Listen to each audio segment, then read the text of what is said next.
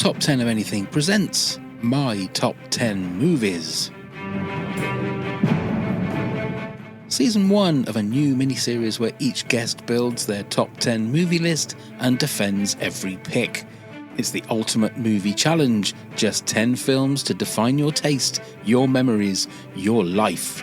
I'm Pav, and together with our guest, we'll relive classics, uncover hidden gems, and maybe even stir up some debate. Let's get into it.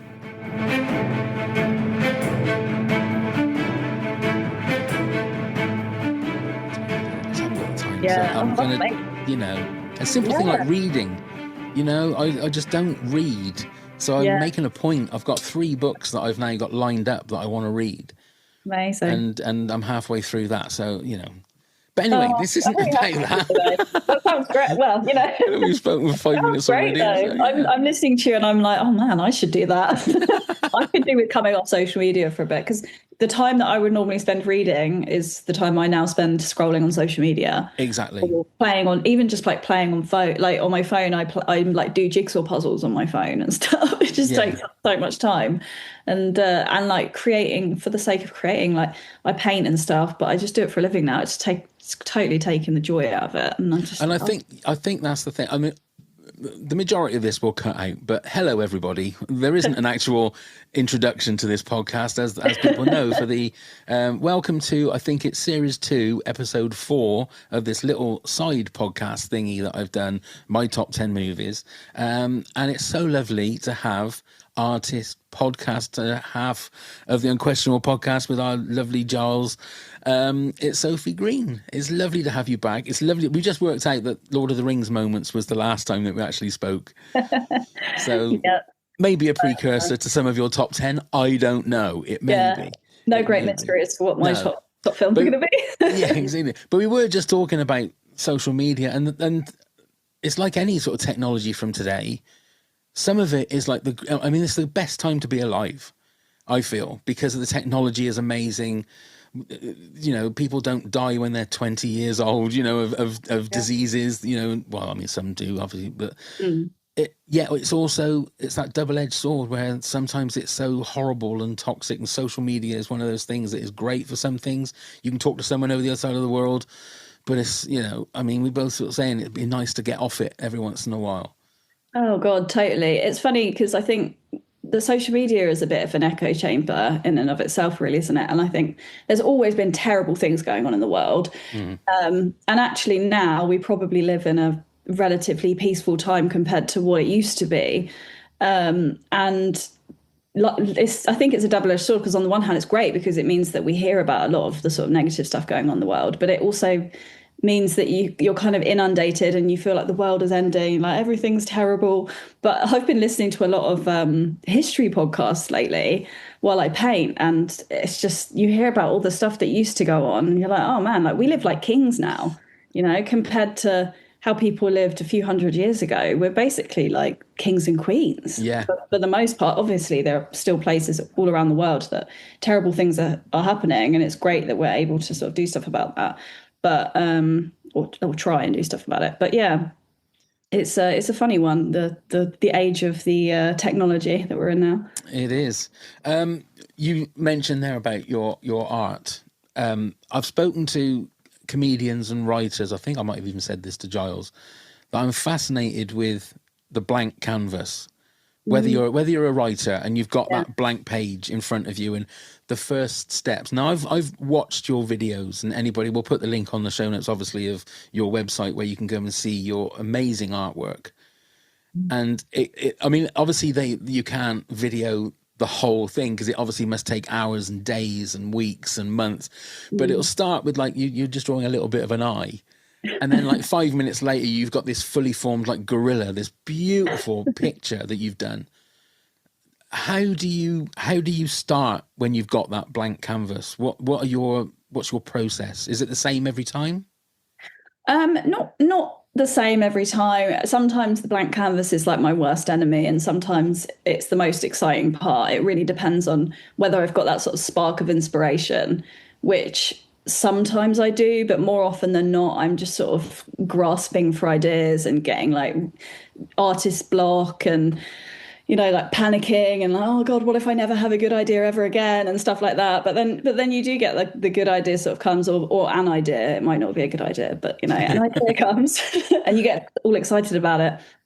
And then yeah, just putting paint down onto that blank canvas for the first time is for me it's kind of special. But yeah, it's funny. I get asked all the time like how long a piece takes.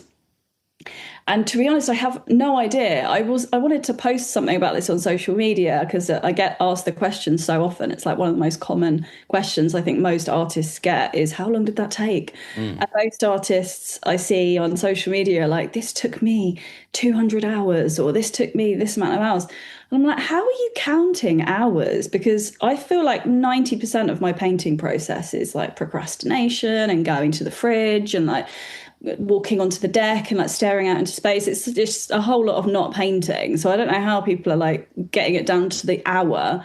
But yeah, I'm just a complete mess, like ADHD nightmare when I create, to be honest with you. And do you know exactly what it is you're going to paint? Have you got it in your mind? So what's in your mind's eye to what's on the canvas at the end is exactly how you want it to be? Or will it vary off sometimes? It does vary off. Most of the time I know exactly what I want down to like each little detail because my work is quite realistic. However, I've been trying to be a bit looser lately. I went on an artist retreat in Italy in, I think it was May. It was back in the spring this year. And it was great because it was a whole different subject matter. It was sort of portrait painting of people, which I never do, life drawing, painting, oils, which I don't tend to work with that much anymore. It's very like loose, traditional style. And I got back, I was like, yeah, I'm going to change up my style. It's going to be a new thing now. And I obviously didn't because, I think we're all guilty of like thinking we're going to do stuff that we never end up doing. Yeah, absolutely. But I have tried in the last few weeks. I've started doing a piece that's slightly looser, and I've just been like, I'm just going to see what happens. And yeah, we'll see. But I try and have an idea of what it's going to look like at the end because I don't think I'm that creative actually. I think I'm technically, I can pick stuff up. Like I think I'm just I think my gift is stubbornness and determination. I don't think it's any particular like skill or creative flair or natural gift or anything like that. I think I get quite obsessive about stuff and I make it happen, and that's how I've managed to create a career of painting. But I don't think it's anything more than that, to be honest with you. But how long, as a child, did you really enjoy like art at school, and that was where your path was forged at school, or? I mean, I did. I enjoyed it, but I don't think I enjoyed it more than most children. I think all kids love creating, don't they? They love writing and drawing and building and making dens. And I did all of those things just like every other kid. I was out in the garden making dens, and I was climbing trees, and I was painting and drawing and doing all the cool stuff. I think most people tend to have the creativity kind of beaten out of them by society as they get older. And I'd say my parents kind of gave me the gift of not really caring or encouraging, but enabling a lot. So they weren't really pushy. They didn't really care what I did, but they would sort of pay for me to go to guitar lessons, or, they'd buy me some art materials and stuff. So I was quite lucky in that I wasn't pushed into anything. So I was very rebellious as a kid. I think I would have ended up doing the opposite of what they wanted me to do. Right. But they were just kind of like, yeah, do whatever. They'd drive me to tennis matches. And I still do all of the stuff that I used to do when I was a kid now as an adult, which I think is quite rare. So yeah, I definitely wasn't like innately gifted at all. I just kind of got on with what I wanted to do, and that was it. And I just carried on doing that into my adult life. And have you got a favourite other artist, somebody else that you admire whether it's an old like classic one or? Yeah, I have artists that I'm really fascinated by. I've always been fascinated by Da Vinci, even when I was a kid, just not necessarily because of his art, but just because of the way he sort of viewed the world and his fascination with technology. And I think he was quite spiritual as well, really. I don't think that's really been that looked into, but I feel like he probably was. He was just really interested in like the gods, and like, he just had a very existential way of looking at the world. And when I was a kid, I used to write backwards in my diary, did what they call mirror writing, where you write backwards so that when you hold a mirror up, it faces the right way. I used to do that because that's what he used to do. Oh, right. and yeah, and like people like Beatrix Potter as well, her fascination with the natural world and her passion for conserving it and her career as a woman, and just really inspiring people, I think, and not necessarily the artist for the art. It's just more their kind of legacy. And I think I've always kind of been more passionate about the natural world and animals and stuff than I have about the actual art. I think when I went on that artist retreat, the guy that ran the retreat is this amazing artist, and he was just so, you could tell he was just super interested in classical art and art techniques, and he knew all the artists, he knew all the names of the styles and techniques, and he was very well versed in that, and he'd gone to art school, art college and everything. And I was like, wow, I'm really noticing like how much I don't really care that much about art. It's just like creating and being in nature and doing what you're passionate about, I guess, that interests me. But Wonderful. Right. The other main question then is, how hard or easy was it for you to put your top 10 movies of all time together?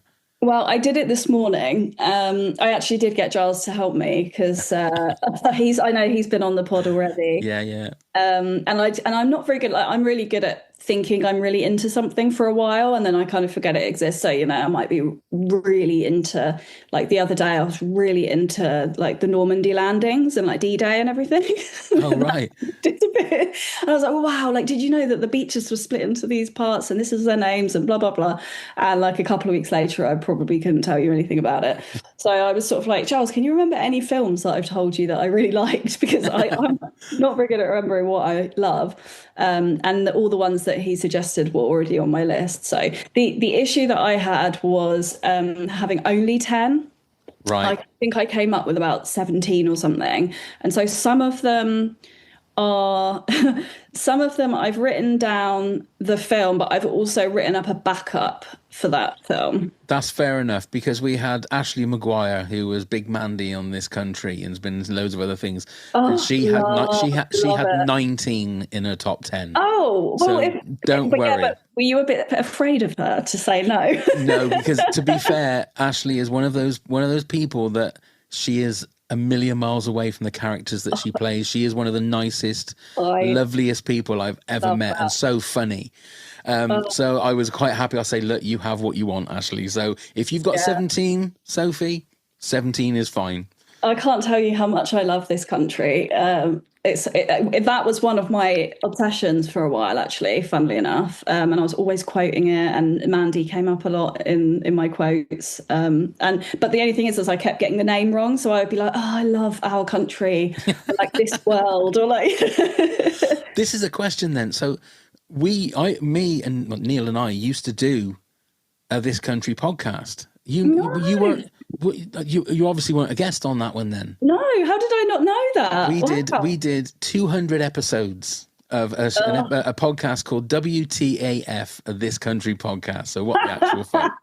And we're friends with Daisy and Charlie. We know the family, so we know Paul and the mum and dad, and we had access to like everybody during the show. If you love the show, it'd be great to have a listen to the podcast. We spoke to everybody in the show, the people behind the scenes, famous fans. And if we'd have known you then, Sophie, you could have come on and been a super fan. Yeah. Well, to be fair, I think I was a bit late to I think when it was really popular and had come out, because I don't like have a TV or anything. I'm always a bit slow to like catch up. So I became really obsessed with it probably in the winter, like this year, beginning of this year. Oh, right. Okay. Like very recent. Right.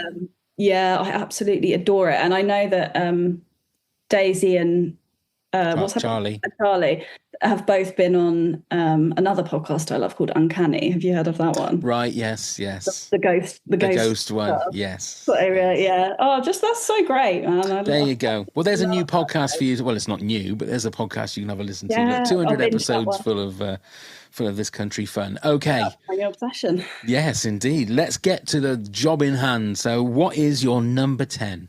Number 10. Okay, so number 10 for me is a film called About Time. Have you heard of it? About Time. Now, isn't that the time travel one? Yes, with Donald Gleeson. And Rachel McAdams. Yeah, and Bill Nighy, isn't Bill Nighy in that one? Yeah. He plays the dad, and yeah, it's a very emotional film. I mean, it's a film about life and love and building a family and really living life to the fullest. And I love the message behind it. But there's some very emotional parts with Bill Nighy in it that, yeah, it makes. In fact, most of these films have probably made me cry, to be honest with you.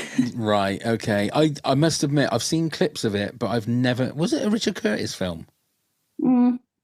It sounds like it probably was. It's the sort of thing he does. Let me have a little look. Yeah, I'll have a little look as well. I'll get the old IMDb up and have a look because. Oh yeah, it is Richard Curtis. It is. Yeah. I must admit, I fell out of love of Richard Curtis movies. I'm not sure quite why. I love Four Weddings and a Funeral. Yeah, I was going to say what era. But then when like Love Actually, it just felt a little bit. I don't know. I couldn't put my. And I think that's probably why I haven't got round to watching this one. But I've seen clips online, and it looks genuinely heartbreaking in places.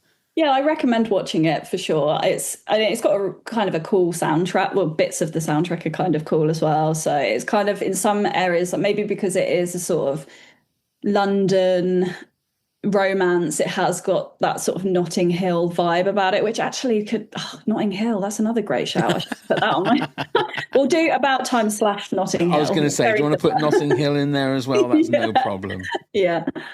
Oh, such great film though. I also have a feeling, Pav, that our films are going to be very different. I don't think there's going to be much cross-pollination there. Well, I mean, look, put it this way. Well, I'm not actually going to give you my top 10 on this. Oh, really? It's just all about you because we've already done an episode where we did our greatest movies. Oh yeah, of course. Time. Otherwise, you would just be giving the same ones over and over. Exactly. So this is just your top 10. I will say that my wife and I went to London for my birthday weekend back in August, and we were looking for the Portobello Road Market. And we didn't find it originally, and then we walk in and then managed to find it, and then obviously it takes you into Notting Hill, and we walked past the bookshop, we thought, oh my God, this is, and obviously there's loads of people taking photos outside of it, and I think the big blue door is not there anymore, I believe. I didn't even know the bookshop was there, to be honest with you. Is that just a tourist thing then? Yeah, well, no, it's the actual bookshop they used for the filming, but I think it's something else now, but it does have Notting Hill posters there, and it's got a little sign there saying this is the one that was used, in the movie, and there's a picture of Hugh Grant outside it and stuff. It's a lovely area, really sort of vibrant. I really enjoyed it. Yeah, beautiful. Okay, so you've got 2 already for your number 10s. So that's a good start. So what's your number 9? So number 9 is another classic, Eternal Sunshine of the Spotless Mind. Oh, I'm sure lots of people have had. It's pretty great. The only reason I didn't put it up higher is because I don't really watch it very often. It's kind of one of those films I could do with just watching once in a while, really. But it's beautiful, and I've got everything. It's got my two of my favourite actors in it together as well, Elijah Wood and Mark Ruffalo, who I adore. Everyone knows I love Mark Ruffalo. Giles got me a I love Mark Ruffalo mug for Christmas. Oh, really? I had to open it in front of my family and explain why. Did they know who Mark Ruffalo was? Probably Otherwise, they might think it was like you got a new fancy man and his name's Mark Ruffalo. Yeah. It didn't have Mark Ruffalo's name on it. It just had a picture. It was like a love heart with his face in it, and love hearts everywhere. And I opened it, and they, it was my sister and her husband and kids and stuff. And they were like, who is that? What is that? How did you explain it? Did you just explain that that's one of your favourite actors? I probably just went really red and shoved it back in the box. Nothing. Oh dear. But yeah, and when I was a kid, well, I say kid, I was like a teenager, I had a huge crush on Elijah Wood, but not Elijah Wood the person, just Frodo. Okay, so that needs more examining, that one. Yeah, because he's arguably the worst character in the films, at least. Not so much in the books, but like the films, he sucks. Like Frodo really is just a pain in the arse, isn't he, really? For some reason, I was like, yeah, that's my man. You haven't got like a Tarantino-esque freak on for like big hairy feet, have you? Is that kind of a... No, not unless Mark Ruffalo has them.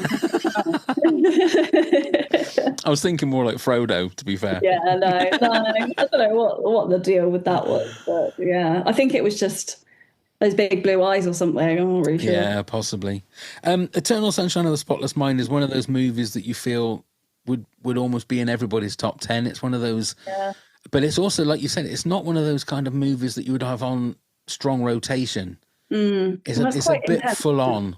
Yeah, exactly. It's quite intense. Again, quite emotional, but it's one of those films that I think about as like, I get really fascinated by people that come up with really unique concepts, you know, for a film or a book or a piece of art, whatever it might be.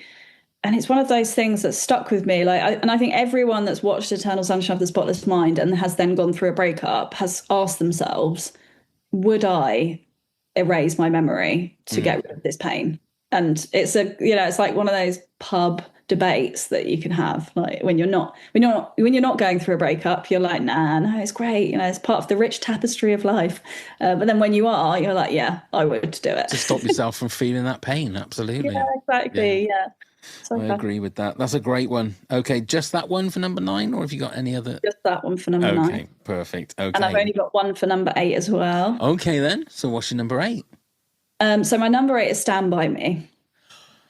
God, I haven't seen that movie for so long. Oh, really? Yeah, I haven't watched it now. Years and years. So why that one?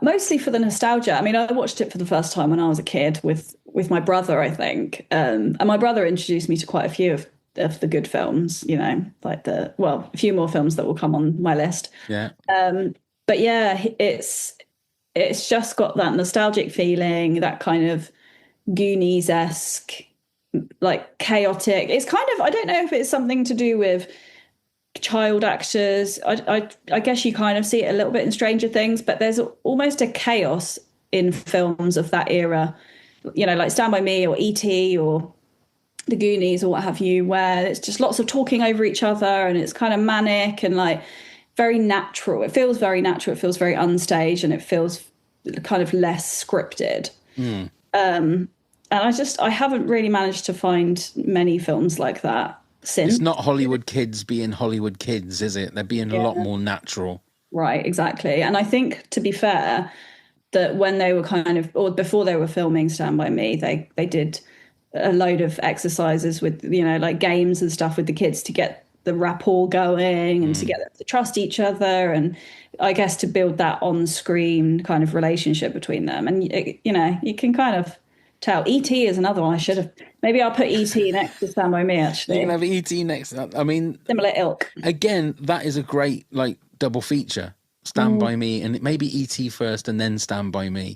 Yeah. But you're absolutely right. The way that Spielberg gets the kids to work together in E.T., exactly the same as Rob Reiner in Stand By Me. Not. I don't want to preempt anything else on your list, but is Stand By Me... I mean, have you got any other Stephen King ones, or is that like your favourite Stephen King one? No, I haven't actually. And to be fair, I was umming and ahhing about whether to put the Shawshank Redemption on there. Yeah. Because I went to Alcatraz actually. Was it last year? Last year, I think, at the beginning of the year. And again, I sort of became momentarily obsessed with Alcatraz, and I got me, oh, it's so cool. Just that prison life, you know, like, did I put, wait, yeah, no, there's another prison film on there.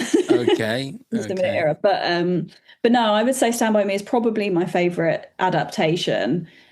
I mean, and The Shining, I didn't add onto the list either. Even though I love horrors, it just didn't do it for me in that way. There are, I mean, I've said this before. There are some movies that you kind of That's right. I've been absolutely destroyed by mosquitoes for the last few days. My arms, my legs, my face, like covered in mosquito bites, and the little bugger is flying around me now. So if you see me ducking and diving, that's what that is. Don't worry. That's absolutely fine. Absolutely fine. I was going to say that there are some movies, I think a bit like songs that people just take for granted as, they're great movies. In all of in the season 1 of this and season 2 of this, I think there was only one person that obviously the movie that I love, Star Wars, because I can't remember who it was. It might have been Ashley that said, "Well, of course, Star Wars is a great movie. Well, I'm not going to put it in my top 10 because it's a great movie." But which one though? The original has to be the original. Oh, New Hope. Yeah. A New Hope. Yeah, because we've actually, funnily enough, we've been doing a Star Wars marathon over the last few weeks. Every time I go to Giles's house, as a whole family, like everyone sits and watches Star Wars. Nice. Everyone's like, "Yeah, we can start with A New Hope," and I was like, no, we'll start with The Phantom Menace." And everyone erupted. I'm like, I'm not going to start with The Phantom Menace. That's so bad. Like, everyone started attacking the newer films. But I got my way in the end, and we started with The Phantom Menace and worked on. So you did 1, 2, 3, 4, 5, 6, 7, 8, 9, did you? Well, no, just 1, 2, 3, 4, 5, 6. But we're only up to, what was the last one we just watched? We only just watched the third one. Oh, right. Okay. But I think between the third and the fourth, we're going to, or third and the fourth, chronologically, I should say, we're going to watch Rogue One, I think. Okay, yeah. Add that one in and then go to A New Hope. Great idea. Because that was that was the way that I used to do the Star Wars. But doesn't it ruin the twist in Empire Strikes Back? Well, we all know it now, don't we? Well, I suppose, yeah. I mean, that's true. No one's watching it like, oh, no, it's not that.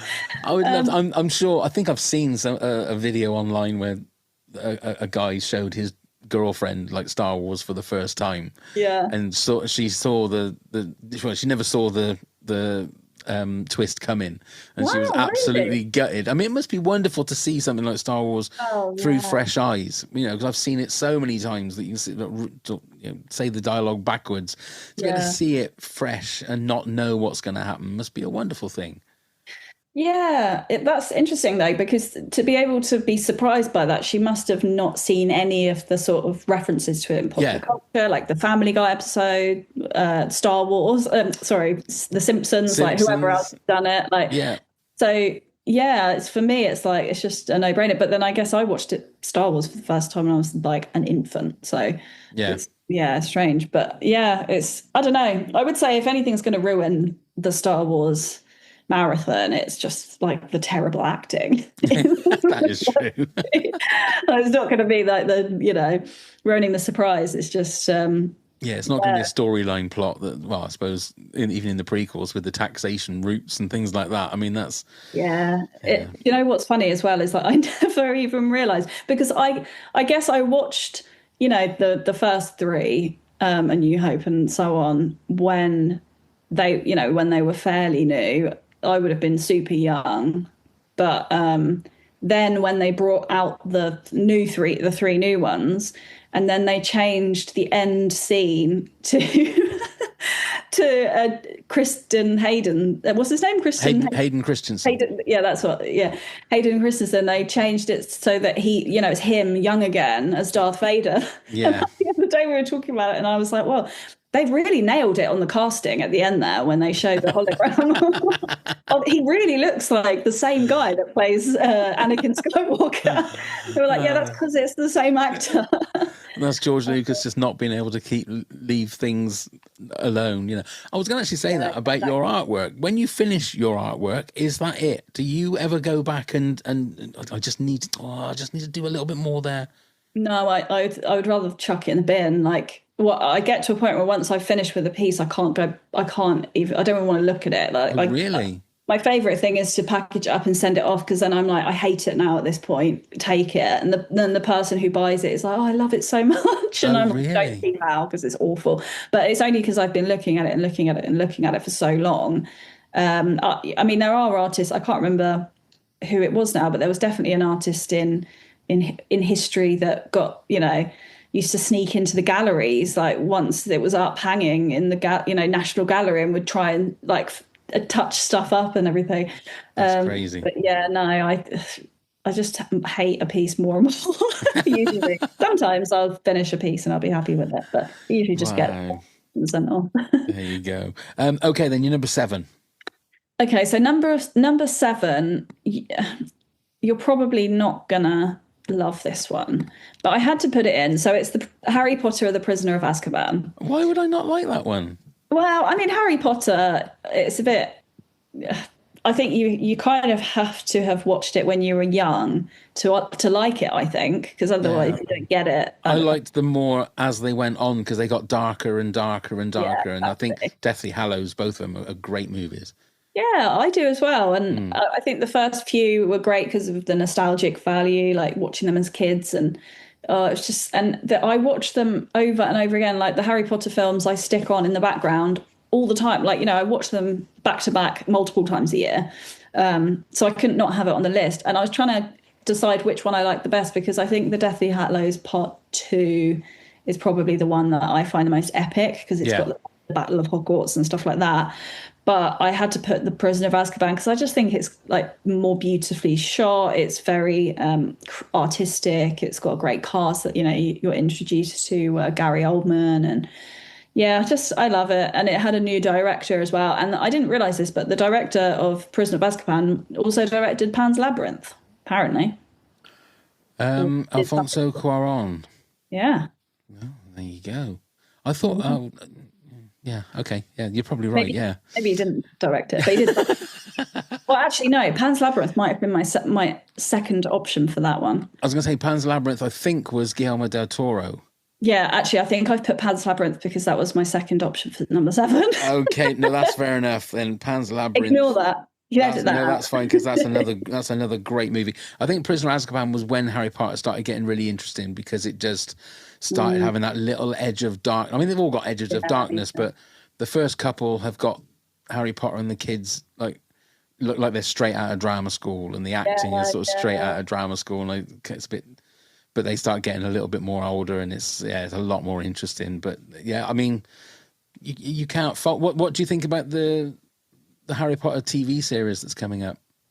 I mean, I think we just don't know when to leave things alone, really, do we? No. I think what frustrates me is that the industry nowadays seems to be a lot of remaking things and not very much taking risks on new things that could be really good, I think.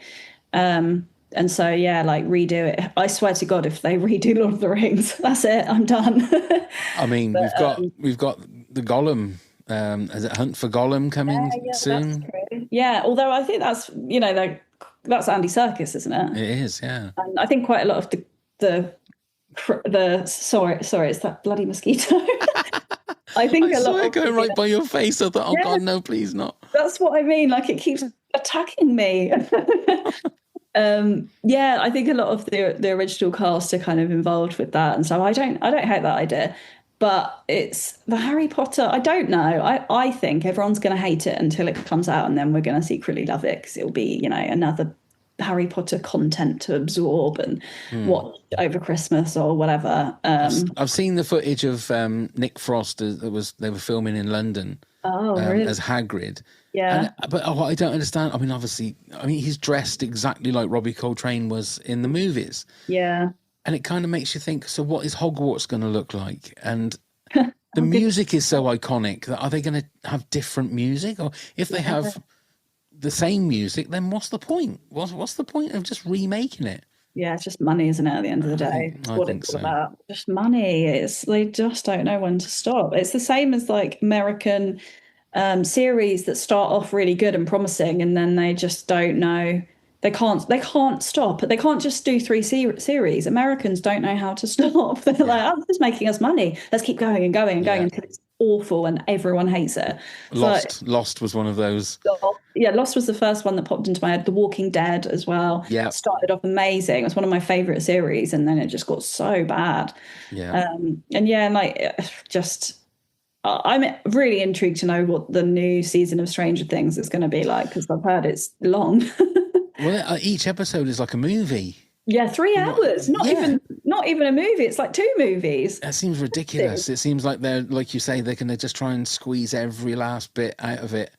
It's going to Just take me months to finish because what I tend to do is I tend to start watching an episode of something in the evening, and I'm just sort of like eating dinner, getting ready for bed, and then I get halfway through it, and then I stop it and go to bed, and then the next day I start watching it again, and I think I don't really remember what happened. I'll just start the episode again, and then I get halfway through again, and I stop. It's going to take me months to get through a single episode because I'm going to keep starting it again. It's ridiculous. it's crazy. But like you say, it's money, isn't it? That in the end, that's what sort of does it all, really. Okay, so why Pan's Labyrinth? Let's just quickly go on to Pan's Labyrinth. Well, Pan's Labyrinth. Do you know what? I don't know why I've written Pan's Labyrinth now. I've never seen the movie. I thought I put it in there because. Oh, hold on. Let's have a little look here, shall we? It's that Mosquito again, isn't it? No, I have. Maybe I'm wrong. Let me just check Alfonso Cuarón because I don't want to. Yeah, maybe there might be it. Maybe there's a new Pan's Labyrinth. Or did they remake that as well? I mean, who knows? I mean, they're remaking everything, and I know that there are people now shouting at their device, going, "Don't be so bloody stupid." Yeah, so yeah, he did Gravity, Children of Men, Harry Potter and the Prisoner of Azkaban. No, he didn't do Pan's Labyrinth. So I don't know why you've written Pan's Labyrinth down. Well, I can only apologise because no, don't apologise. On my Google, when I type in Alfonso Cuarón, I won't even try and pronounce his name. It says Pan's Labyrinth. Really? Well, I do feel that Google is wrong. Because let me see, Pan's Labyrinth. I reckon he produced it or something. Or maybe he was... directed by Guillermo del Toro. Was he the DOP on it? Maybe he acted in it. Oh, no, mate. No, never mind. I mean, you're really clutching at straws now, aren't you? Maybe you made the tea. yeah, he might have put a runner on it. You never know. He might have something to do with it. I am determined to work out what he was doing. Let me see. Was he maybe he was a producer? Oh, he was a producer. There we go. There you go. So wow. He was. I mean, so that's not actually one of your bits of your top 10. No, because I thought that's weird because I've watched that film a couple of times and I thought it was cool, but yeah, I don't know why I put that in my favourite next to Harry Potter. Anyway, so yeah, that's. But I originally thought because there's a DOP who worked on one of the Harry Potter films, and I was convinced he worked on The Prisoner of Azkaban, and I was like, that's why The Prisoner of Azkaban is so beautiful because it had this specific DOP on it called Bruno Del Bonell, who I've worked with before on a film, and he was the DOP in Amelie, which is obviously one of the most beautiful films. Yeah. I was like, yeah, that's why it's so beautiful. That's why it's my favourite. And then I discovered whilst I was doing the research for this that he actually wasn't the DOP on Prisoner of Azkaban. He was the DOP on The Half-Blood Prince. So, oh my goodness. It's just a confusing weave of conspiracy, isn't it? Just all of them. Okay, well, give us your number 6 then. What's on your number 6? Now, number 6, I do have 2 for. Okay. And it's a toss-up because, again, they're sort of similar ilk. The first one is Never Let Me... the first one's Never Let Me Go. Okay. Which is based on the book by... I'm not even going to try and pronounce this name. One of my friends it rolls off the tongue so easily for them, but I'm not very good at this. Kazuo Ishiguro. Okay. That's about right. Have you seen that? I haven't, no. Oh, that is it's a brilliant concept. Similar to Eternal Sunshine of the Spotless Mind, it's you watch it once and you think about it for the rest of your life. Right. So if you get a chance, then Never Let Me Go. Definitely give that one. So yeah, that's really great. I kind of almost don't want to tell you what it's about because I don't want to ruin it. Yeah, but that's the thing with some movies is I've got my list of movies and music that people have said you need to go and listen to or watch. Yeah. And I kind of don't want people to say, oh, but it's this. It's it really ruins it. Yeah. I'll say it's got Kerry Mulligan in it, and what's the other one called? Keira Knightley. Oh, Keira Knightley, yeah. And Andrew Garfield. And Andrew Garfield, that's the one. Yeah. Great cast and everything. It's a great film. I haven't watched that for a while, actually. But again, it's one of the films that I can't watch without crying. So right. Quite emotional. Okay. But the backup one was The Painted Veil. Oh, okay. I've never heard of that one. Edward Norton and No, what's her name? Not very good for remembering people's names. Naomi Watts. That's it. Yeah, Naomi Watts. Painted Veil. Okay, I've never even heard of that one. Yeah, that one's. Do you know what? That was one of the few films that I've watched, and as soon as it finished and the credits started rolling, I thought I want to watch that again straight away. Like I almost restarted it and started watching it again. It's just really beautiful. I mean, it's kind of a period drama, which I like anyway. But it's about so Edward Norton plays a doctor, a bacteriologist, and he marries this sort of selfish young woman, and they're living in China, and then a cholera outbreak happens in the countryside, so he almost as punishment for her because she's having an affair, he sort of takes her out into the middle of a cholera epidemic. Oh, nice. And it's all about them kind of trying to get used to sort of rural Chinese living, and the woman becoming less selfish and immature, and then their love kind of developing and stuff. It's just, it's really beautiful, and I would highly recommend it, especially to women. It amazes me that there are movies that are like there that I've like never heard of, and it's weird how these movies get just slipped through the cracks sometimes.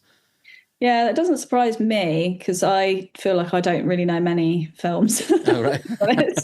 I'm not a massive film buff. Like I think, it surprises me that you haven't heard it. Yeah, I don't know why. I mean, I love Edward Norton. I think he's a great actor. And I was just looking at, so we've got Liev Schreiber in there as well. Oh yeah, it's got a great little Sally sound. Hawkins, Toby Jones.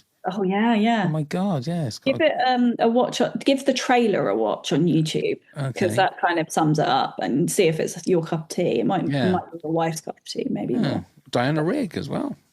Yeah, it's got a great cast. Okay, so at the moment you've got 1, 2, 3, 4, 5, 6, 7. You've got 8 so far. That's not bad. Okay, and we've done 5, so we're halfway through. So yeah. Luckily, there's no quiz in this one either, so I'm not going to try and trick you with a quiz. Look at the look of relief on your face there. Clearly, my knowledge is happy at best and made up for the most part. If I'd done a quiz, it'd have been about the career of Alfonso Cuarón. That's what it would have been. Well, he was a producer on Pan's Labyrinth. Correct. Well done. And do you know what? I remember the last time when we did the quiz and we were talking about Lord of the Rings, and one of the questions was something like how many I can't remember what it was, how many Oscars or something did Fellowship of the Ring win?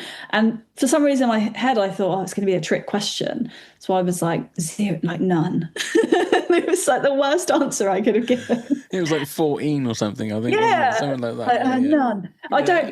I think I would be so bad at like a TV quiz show under pressure.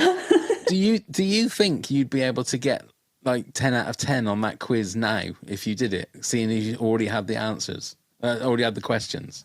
Oh, about Lord of the Rings? Yeah. Oh, no, I 100% would have forgotten all the answers. Do you reckon? Because I think I've probably still got the quiz on my phone. Oh, really? It would be really interesting. Let me see if I can find it. The only reason I remember that question was because of the, humiliation that came with it. Let's see if I've still got it on my phone, because I think it would be a funny little... Oh, here we go. Lord of the Rings. Okay then. Right. So how many Academy Award nominations did Fellowship of the Ring receive? 0. You're not supposed to give me the same answers. I reckon Academy Awards. Yeah, how many nominations? Oh, nominations. Okay, yeah. I'm going to go for 14. Oh, it was 13. Oh, okay, not bad. How many did it win? 13. 4. Really? Yes. Oh. What was the mountain in Middle-earth called where Gollum took the ring? Mount Doom. Is correct. What is the relation between Éowyn and Eoma? Éowyn and Eoma. Cousins? Sisters. Oh, I didn't even know. What is the Ent called whom Pippin and Merry meet in Fangorn Forest in the Two Towers? A Treebird. Is correct. In Return of the King, which character does the title of the movie refer to? Aragorn. Is correct. The ring is cast into the fires of Mount Doom by which character? It's kind of cast into the fire by Frodo / slash Gollum, I guess. It's like a bit of I'll give it, it's Gollum, because Gollum actually has it in his hands as he falls into the. right. But I will give you that. I would say casting it into the fire is a bit generous. That is, yeah. I mean, he didn't really have much of a choice. Yeah, exactly. Gravity kind of did it for him, didn't it? Really? He's almost like threw himself in afterwards to try and stop it from happening. And the final one was, to whom does Arwen pledge her heart? Aragorn. Is correct. So 5 out of 8 isn't bad, see? Not That's bad. good. Yeah. I'll have to have a listen back and see how many you got the first time around, but well done. I think I had to take it in turns though, didn't we? Like between me and Neil, maybe. I think you did last time, yeah. I think you did. Some of those I don't remember answering. But 5 out of 8 is pretty good, to be fair. Oh, it was just that Oscar one at the question at the start that but yep. Then you nearly got that one anyway. So Eowyn and her sister, who's not in the film though, is she? I have no idea. I think she was producer on Pan's Labyrinth, I think. Well, I started reading the Lord of the Rings books again, like not that long ago, actually, and I've already forgotten everything from that. I can imagine. Things like Game of Thrones, it's all names and places. You don't know whether it's a person or a location they go into. There's so much information that they throw at you with different names and for fantasy things. The whole world he's created, Tolkien. But oh, it's crazy. Anyway, your number 5 then, please. My number 5 is Lawless. Oh, is that the Shia LaBeouf? Yeah, Tom Hardy movie. And the other guy. The one that's in The Great Gatsby, which is another very good film, actually. Oh, God, who is it? Tom Hardy, Shia LaBeouf, and Guy Pearce. Jason Clarke. Maybe Jason Clarke? Yeah. Guy Pearce is also the guy that was in Memento. Oh, yeah, Jason Clarke, that's what I meant. Jason Clarke, yeah. Jessica Chastain. Yeah. Dane DeHaan, yeah. Yeah, I've not. Gary Oldman's in it. I didn't realise Gary Oldman was in it. Yeah, he plays the nasty bastard. Oh, does he? Yeah, sorry, I don't know how I can swear on this. No, of course you can. Of course you can. It's us, you know. Yeah. Say what you like. You never know. I never know what your listeners are like. Oh, no, they're used to it by now. So I've never seen this. We had this on DVD, but I never got round to watching it. Really? Is it good? Oh, obviously it is. It's number 5. Yeah. It used to be like top 3 for me. Really? I don't know why. I found it really cozy, like a cozy film to watch. But I love a film based on its sort of environment and its setting. And it's that kind of like rural America back in the day, you know. Depression era. Depression, yeah. Like I find depressing settings really cozy. Do you? In fact, my number 2 film is one of the most depressing. Really?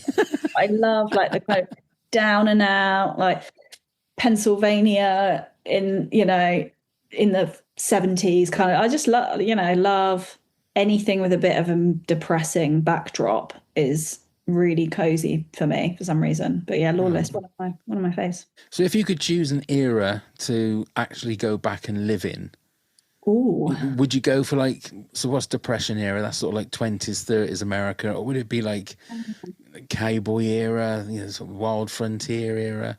It depends where I would be going. If I was going to America or England, and it depends if I would be wealthy or not. Right. No. You'd have to be. I mean, like say Henry VIII times, but you'd have to be wealthy, wouldn't you? Well, definitely. You'd have to be wealthy, and you'd also have to just be really lucky, like not to get on the wrong side of anyone, like wrong side of the king, not accidentally commit treason.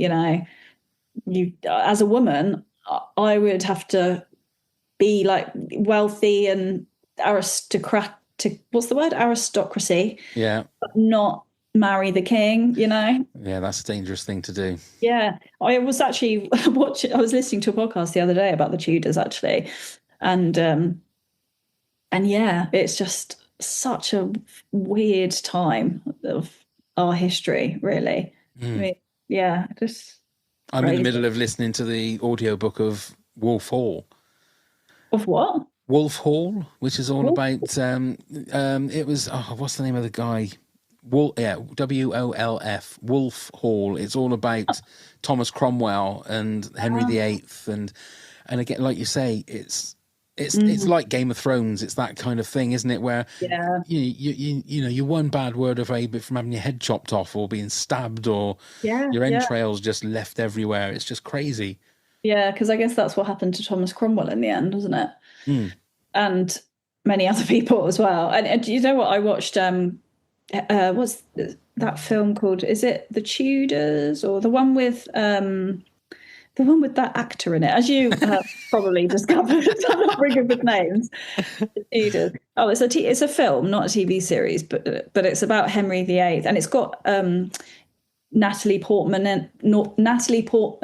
and Scarlett Johansson in it. Oh, that's the Other Boleyn Girl, I think it's called. It, yeah. I haven't seen that, but I will do, because I've seen clips of it, and it looks. I mean, it genuinely. I mean, I've seen the clip where I think Natalie Portman plays Anne Boleyn, and it's like when it's her beheading scene, and you think it must have been.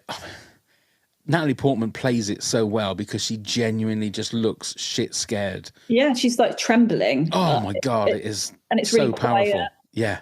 Oh, it's really, and there's this kind of iconic bit where Scarlett Johansson, who's playing Mary Boleyn, is like reading this little note, and it says she thinks that she's going to be kind of pardoned, and then the king sort of says, and I don't think this happened in real life, to be honest with you, but Henry VIII sort of says, God bless your sister's soul or something. Yeah. And it's the sort of realization that they're actually going to behead her. And it's just like, oh my God, the look of horror in her face. And she looks up in fear. It's really great. But I do think a lot of that was kind of made up. Yeah, it'd be like artistic license just to make it more dramatic, isn't it? I mean, to be fair, I take all of my history from about Henry VIII from Carry On Henry. So, I mean, to me, that is gospel. That is exactly what happened. Brilliant. Okay, so no others to go with Lawless, or is it just that one? I mean, no, it's just that one. I've got a little list at the end of films that I didn't include. Okay, that's fair enough. Yeah. That's fair enough. Okay, so what's your number 4? So I have got 2 for the number 4. Okay. So I ended up going for Sense and Sensibility. Okay.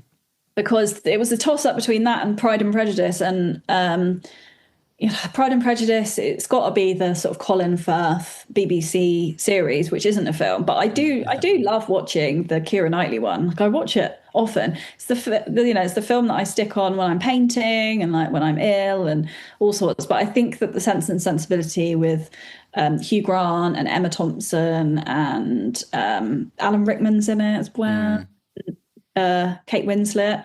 It's just a better film. It's just done better. I personally think it's got a great cast, and it's just a great film. So I put that as my number 4, but Pride and Prejudice coming shortly after that.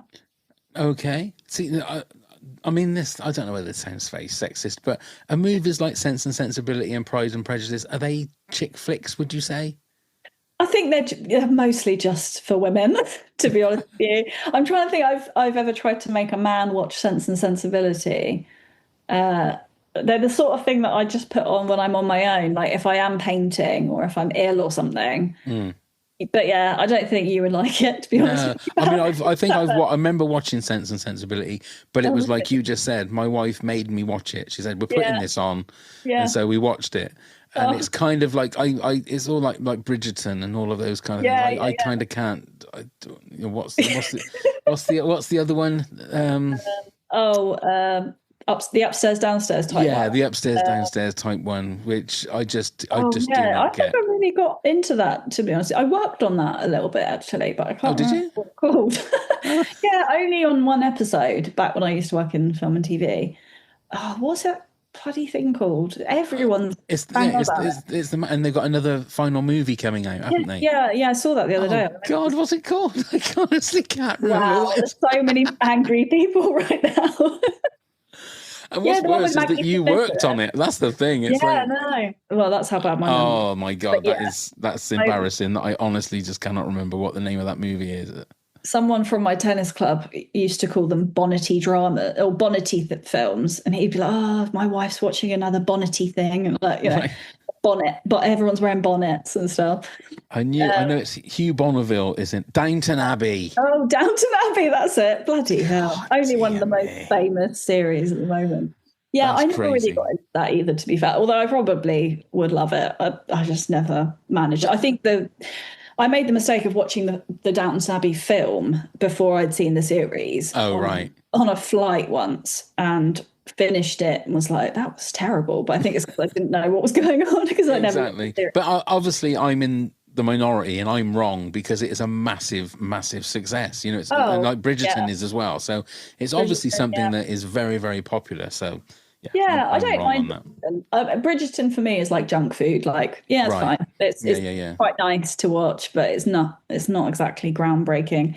But for me, like the Pride and Prejudice sense, I mean, Jane Austen is just for me Classic. can't get any better Yeah, if you're a woman or if you are a man that likes that sort of thing. indeed.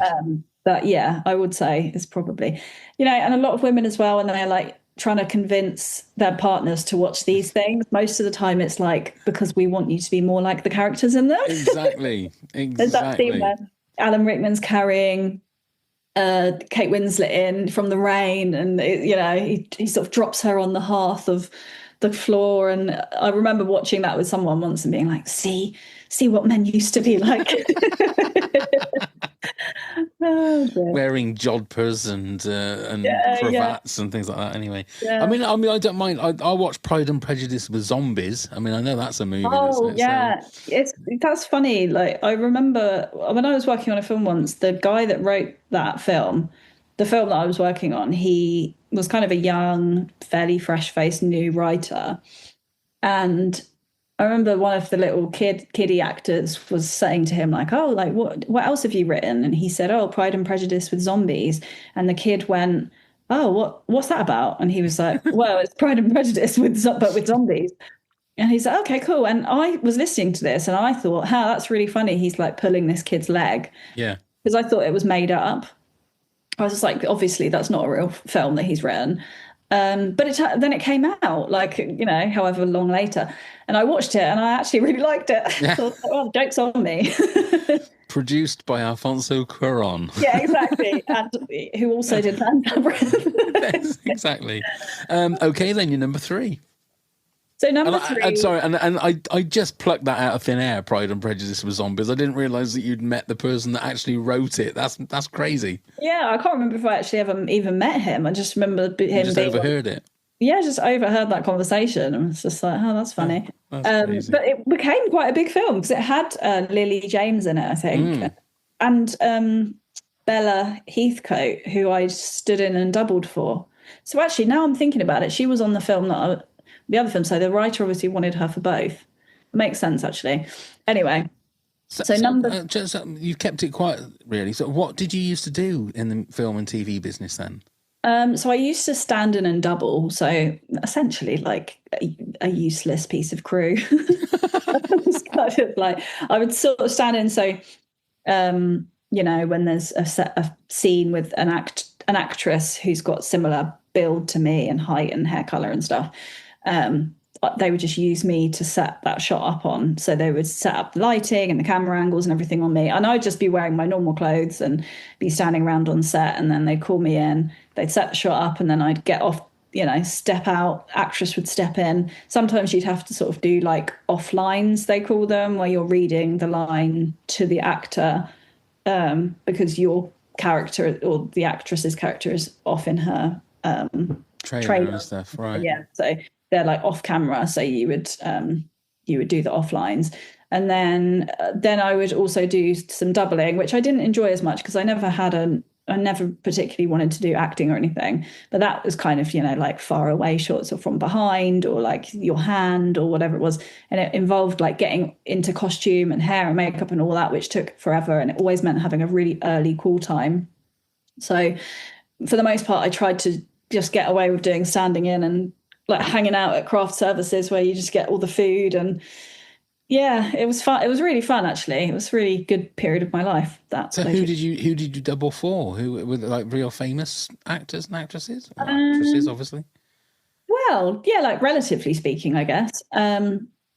I stood in for a bunch of women and girls in one film, like Eva Green, for example. Wow. She's fairly famous, isn't she? Yeah, Although it absolutely. wasn't in Bond. And then I did a bit of standing in Bond, but on Skyfall, which was an actress called Berenice Marlowe. And there was a few other. There's an actress as well called Eleanor Tomlinson, or Ellie Tomlinson. I can't remember her name, but I did a bit of standing in for her. And then she went on to do Poldark, which became a really big show. Oh, right. She was very lovely as well. Nice woman. So yeah, there's various other people. And then Goodness me, so many strings to your bow. well, I wouldn't say it's much of a string. It was just kind of showing up. And I'm just getting in trouble most of the time as well. I was so young. I started doing it when I was like 18, 19, straight out of college. And I carried on doing it until I became a primary school teacher when I was in my mid-20s. But I always used to sort of turn up late and get in trouble and stuff like that. And I think back now and I'm like, God, I wish I'd taken that more seriously, because it was such a privilege to work on these massive feature films. But you know, as young, you live and you learn, don't you? Yeah. And do you get put up on the credits at the end of it? Your name will be on there. Should be. I mean, for doubling for sure. And I don't know about standing in. Probably. I did one film actually. I just remembered called Jupiter Ascending, and right, yeah, a kind of sci-fi type film a long time ago with Mila Kunis and Eddie Redmayne and people like that in it. And there was basically a scene in it that this girl had been cast for, and she'd had to do like auditions and like follow-up auditions and all that stuff. And then she pulled out for some reason, and they had her costume all fitted for her. So they needed someone that had the same measurements. So they found me. Oh my God. I just came swaned in, and all these other actresses they were actresses and they had all gone to auditions and stuff. And then I was kind of like this stand-in who hadn't done any of that. And I had to do this scene with them all. And then they kept using me for like various different things, just purely because of the costume size. They're like, oh, we can use her for this part and this part and this part. And so I keep popping up in that film, like various different times. And like sometimes I'm like completely bald, and sometimes I'm like scantily clad. Sometimes I'm like a dragonfly. Like it's really weird. But I had people, I thought, oh, no one's going to recognize me because it's like this weird sci-fi thing. But I had quite a lot of people like, are you in a film called Jupiter Ascending? Because I thought I saw you, but like you didn't have any hair or eyebrows. But yeah, that was me. Wow. That's crazy. Absolutely crazy. Anyway, sorry, I butted in when you were about to give us your number 3. Oh no, you're good. So for number 3, I've got 2 again. Okay. So I've got The Last Crusade. It was it was a toss-up really between all 3 of the Indiana Jones films, just because I love them all. And indeed, again, I sort of got introduced to them by my brother when I was a kid. And I love them, but I just included that one just because I like the cast, It's got Sean Connery in it, and I'm not sure how much I really like him as a person, but it's got Brian, what's his name in it as well? Brian. Oh God. His name's probably not Brian. I was going to say, trying to think of who's Brian in Last Crusade. You got Denholm Elliott. Oh no, not Brian. Who was it? John Rhys Davies. Oh, John Rhys Davies. Good old Brian. Good old Brian.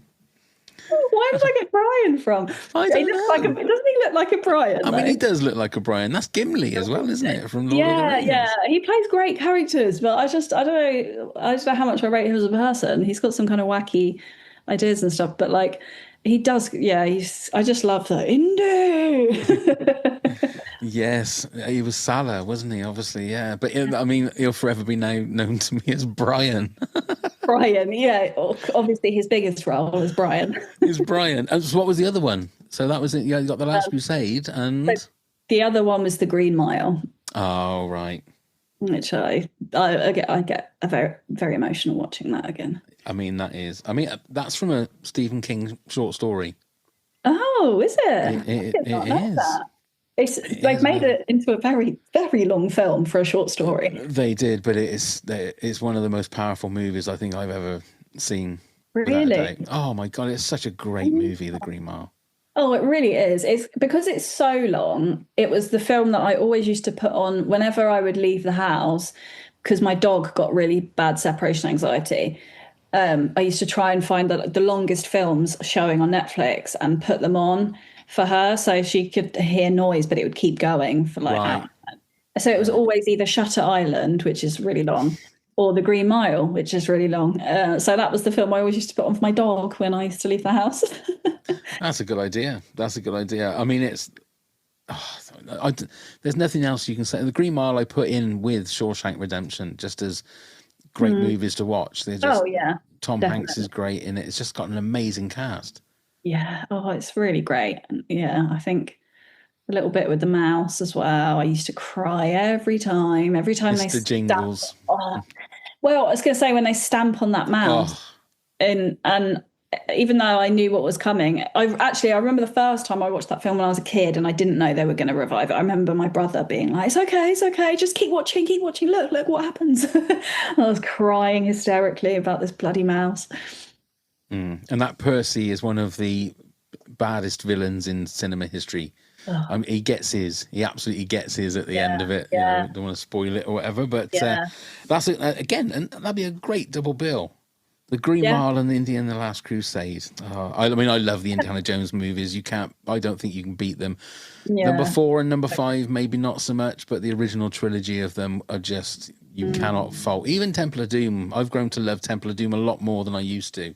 Yeah, I don't mind it, I find I find it a little bit sort of like just slapstick funny, but I kind of like that. And yeah, I think that the newest two, I think I started watching one of them and I didn't like it, so I stopped, but I didn't want to ruin it for myself. That's the way to do it. That's the way to do it. Yeah, I did that with the new Star Wars too. Yeah. Right, your number 2. So number 2, I've actually got 3 for. Okay, that's fair enough. So I've gone with one of my all-time favourite films, The Sixth Sense. Oh, great movie. I love The Sixth Sense. I could watch it every day. I find it so cozy. Again, like the rough kind of grey Philadelphia backdrop, or wherever it's meant to be set. Yeah, love it. I love the little kid in it. He's great. Bruce Willis. Yeah. Did you see that at the cinema? Or were you too young to watch that at the cinema? I think I was probably, what is it, like a 2000 film or something? I think it's in the 90s, maybe. Oh, really? Let's see, 1999. 1999. Yeah, so I would have been a bit too young for that. I think I only watched it for the first time when I was maybe a teenager. Right. Did you know the twist when you watched it the first time, though? No, I didn't. Yeah, because we went and saw it, I think, 2 or 3 times at the cinema. And really? Obviously the first time, nobody, and you couldn't get a ticket for it because it was always sold out. Really? And it was amazing how week after week, nobody told anybody, I mean, I suppose because the internet wasn't around, nobody knew. Nobody knew what and it was an amazing experience to watch it that first time because you knew there was a twist, but you didn't know what it was. So you're second guessing it every time. I would have literally get goosebumps thinking about the idea of watching that in the cinema with people, and then just having that moment of like, oh, no, even actually just thinking about it gives me goosebumps. And I think it's one of those twists that even though you know it, every time you watch it, you still are like, oh, it gets you, doesn't it? Like, absolutely. And it was the way. I mean, spoilers if nobody's known it, but he was a ghost. But when you watch it the second time, you can see that. That no furniture moves, so it's possible that he could have been there.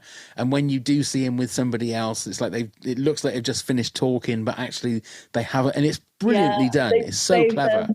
They've done it so well, so carefully. Like when he goes to the anniversary dinner with his wife, and she doesn't talk to him, and you think annoyed at him, and then she says happy anniversary, but she's you watch it back. Even now, I watch it and I still pick up on tiny little things. And it's just genius. And again, like M. Night Shyamalan is one of my favourite writers, directors, because, I mean, I think arguably his older stuff is a lot better.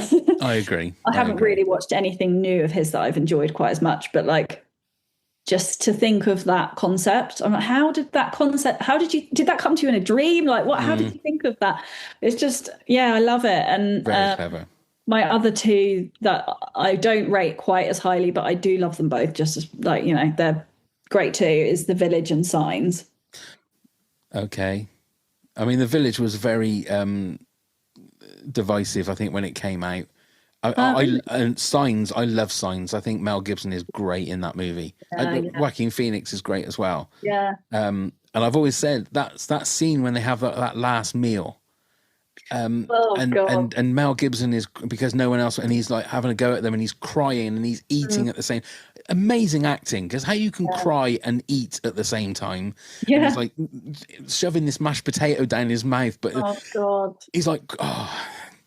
It's one of those things, isn't it? The last meal, like they did it in that film that Leonardo DiCaprio made, or did something to do with, produced. I think it was Alfonso Cuarón. It's that one where there's a meteor coming towards the Earth and no one. Oh yeah, don't look up. I think it's called, isn't it? Something like that. Yeah. And I think in that film they have like a last night, and it shows like snippets of people having their last evening together. Yeah. And it's something that fascinates me, is like, we go through life and we're kind of disconnected and, just surviving, going to work, going on social media, whatever. But then it's like the concept of the earth ending, or like life ending. It does make you think, like, what would you do in that last, who would you spend those last moments with? What would you do? What would you say, And yeah, the idea of sitting around with your family and having a dinner and trying to like be normal, and yeah, it's just so interesting to me. That's giving me goosebumps, you just saying all stuff like that, because it is, you kind of you don't ever want to be in that position where that's the case. But if there was the one thing you do is just try and be with the ones you love, wouldn't it? That's how you feel like that's all you'd want to do. And then even then you probably aren't going to be able to get to be with everybody. Oh, it's just right. Yeah, exactly. Because it makes me think, God, if anything happened now, I live far away from most of my family, so it'd just be me. Yeah. Be me, Oh dear. Yeah. Anyway. Oh, what a lovely positive way to finish. Nearly finish anyway. And The Village as well. And The Village, yeah. So what's your feeling on that one? I really like it. I mean, the twist is, again, it's like one of those things that once you know the twist, you can see little things and you can work stuff out. Like, I literally, until recently, I didn't even realize that the guy that sort of is behind the whole thing owns the land, because at the end when she climbs over the wall and there's the van comes by and it very obviously says whatever her surname is. And I literally only like a few weeks ago rewatched it and was like, oh my god, it's her dad owns the land, of course, blah blah, because they're really really wealthy or whatever. Completely missed that before. I need to rewatch that, because I only watched it once and then sort of got carried away with the sort of negative reaction to it. What was that about then? It was basically they thought that the twist was just, I don't know whether it was just so obvious or lazy. I don't know, and I kind of sort of got crept up in that, because I thought, okay, it worked out as like this sort of suspenseful horror kind of movie, and I just need to revisit that movie, I think. Interesting. Yeah, I don't remember the negativity, but then again, I would have been quite young when it came out, I guess. Yeah.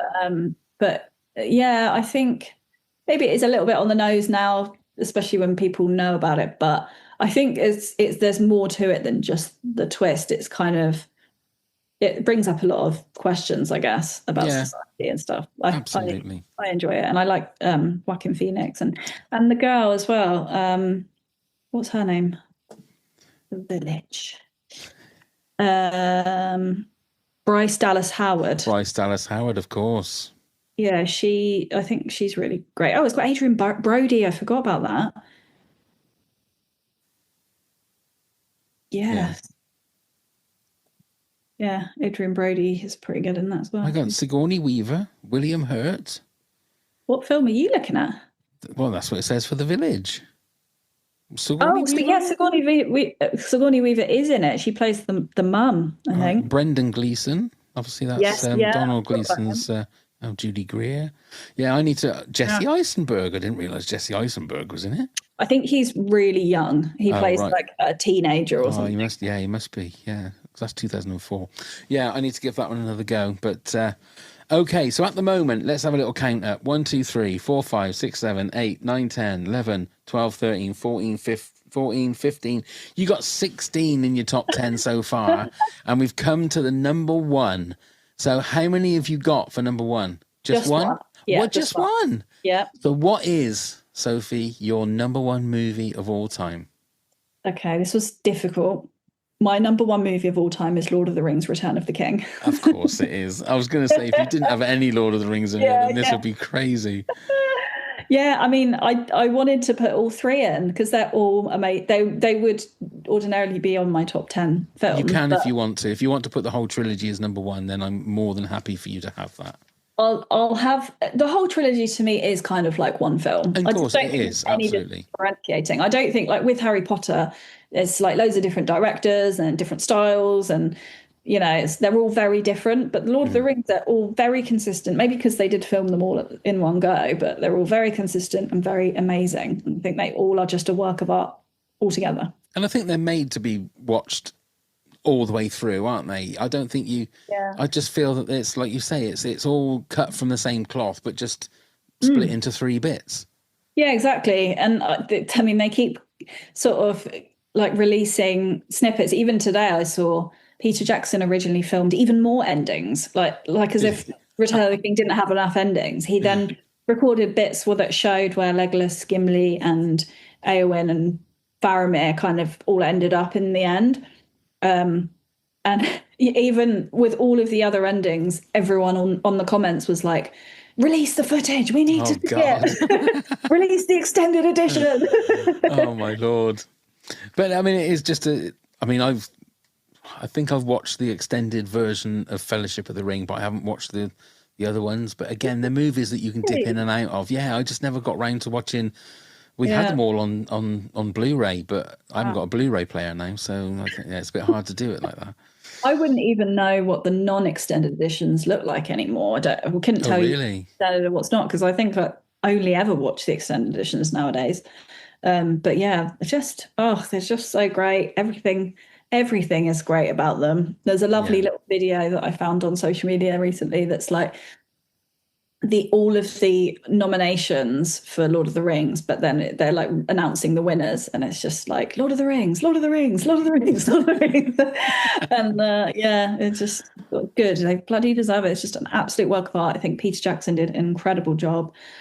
Yeah, it's just, you can't fault it, in my opinion, other than that it's not long enough.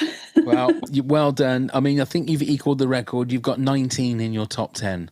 Amazing. And then I made a little list of films that I didn't add in. Go on then. Because there are loads of films, like you say, like that everyone knows is good, but there's the sort of things I watch when I'm ill or if I'm, whatever, painting. But I wouldn't say they're like my top 10 films in the world, stuff like Jumanji, Titanic, Jurassic Park, Blood Diamond, Star Wars, obviously got there, Da Vinci Code. I don't know about that actually anymore. I got really into the Hunger Games. Right, okay. Which I know is a little bit, I don't know, a little bit twee, but The Great Gatsby. So yeah, anyway. There you go. Well done. So before we say our goodbyes, what have you got that you've got planned coming up? Have you got more artwork or other things going on? Yeah, well, I've got my current collection, Commodities, which is just about to hit the road again and go to carry on the exhibition, exhibiting soon. So that's still being kind of exhibited around, so people can keep an eye out for that if it happens to be in their country. At the moment, I'm just having a break from, like, I worked for a couple of years solid on that collection and became severely burnt out, and then just was like, oh, what's the point in life? Just very existential, and then felt like I had absolutely no creative juices left. So at the moment, I'm kind of just playing around with stuff, continuing our podcast, Unquestionable. I'm off to Borneo in a few weeks, actually, to go see the orangutans. Oh, wow. And the other wildlife, and then, see what the world brings me. Yeah. Wonderful. Well, we'll put all the links in the show notes, like we said, and talking of like taking a break, just to let everybody know, this is the last podcast for a while from me. I want to say thank you to everybody. I'm not saying this is goodbye in all matters of things, but for everybody over the last 12 years of podcasting, I just want to say thank you to everybody that has watched, listened, subscribed, been guests. We've made some amazing friends. Sophie just spoke about burnout. I just feel it's time to take a little bit of a step away. And so the episodes will all be there. You can still listen to the episodes. But just for now, it's just going to be a little bit of a reset and a little bit of time out. So, Sophie, thank you so much for being our guest tonight. It's been wonderful. I love the fact you've got 19 films in your top 10. I don't know when to stop. I'm like an American filmmaker, aren't I? It's great. You can't keep people to a 10 when it comes to like the greatest movies, because it's virtually impossible. So but thank you so much, Sophie. It's always a pleasure to chat to you, and thank you everybody for watching and listening, and we'll see you again soon, maybe, hopefully. Bye. Bye.